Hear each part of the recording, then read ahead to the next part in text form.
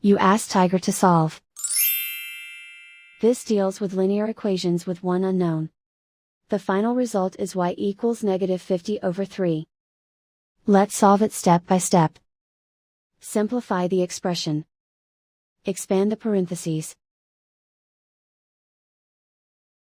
Simplify the arithmetic.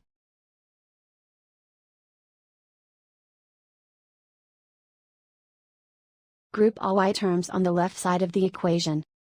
Subtract 5y from both sides.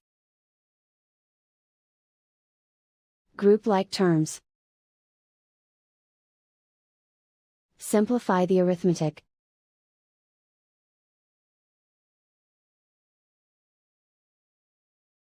Group all constants on the right side of the equation.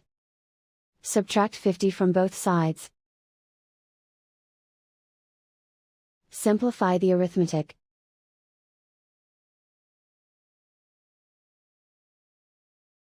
Isolate the y. Divide both sides by 3. Simplify the fraction. And so the final result is y equals -50/3.